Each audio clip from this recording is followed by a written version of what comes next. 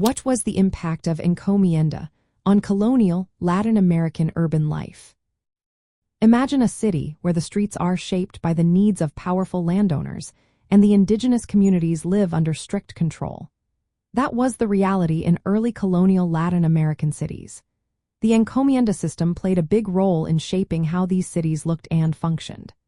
It was a system where Spanish settlers, called encomenderos, were given the right to collect tribute and labor from indigenous groups.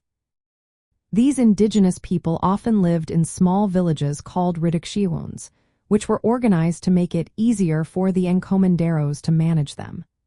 The encomenderos were supposed to protect the indigenous people and help convert them to Christianity, but in many cases, they used their power to exploit them. In the cities, encomenderos usually lived close to the center, often in the main plazas or near government buildings.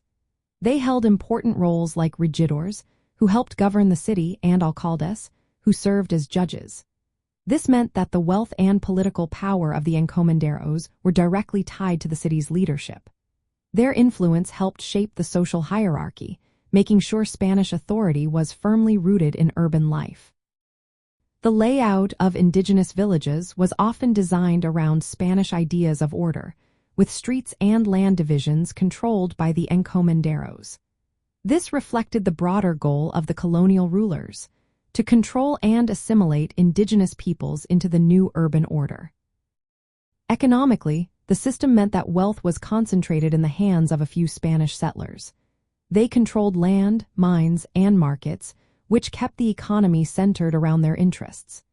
Indigenous labor was used for farming, mining, and other work that supported the city's growth.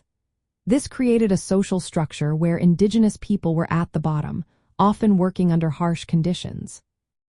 Over time, the encomienda system started to change, replaced gradually by other systems like repartimiento and haciendas, but its influence remained.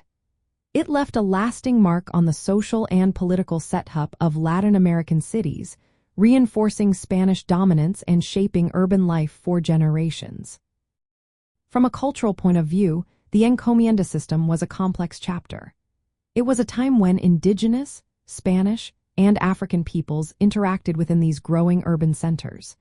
It was a period of blending and conflict, laying the foundation for many modern Latin American cities. The system helped establish the social orders and physical layouts that are still visible today in many historic city centers.